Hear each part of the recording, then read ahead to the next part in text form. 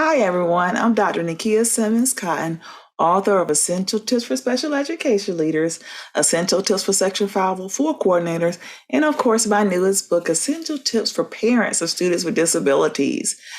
Happy New Year and thank you for your ongoing support. Well, I wanted to give you a little bit of a preview about my newest book, Essential Tips for Parents of Students with Disabilities.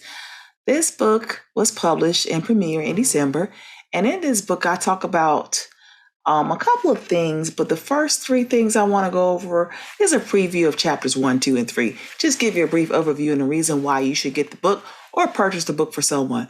So in chapter 1, I talk about my own personal journey as a parent of a student with disability. I talk about denial and acceptance, common feelings parents feel when you're torn when you are identifying that you have a child with a disability. Chapter 2, I talk about the history and progression. Not only do I talk about the history of the individual education plan, I talk about the history of a Section 504 plan.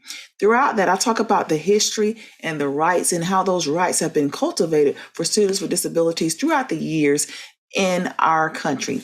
Chapter 3, I break it down for IEP, the Individual Education Plan. So in Chapter 3, it is the IEP 101.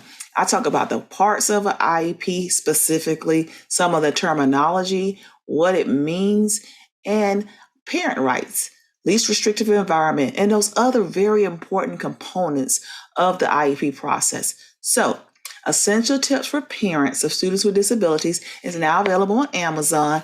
Please feel free to secure your copy. And as always, thank you for your support. Happy reading.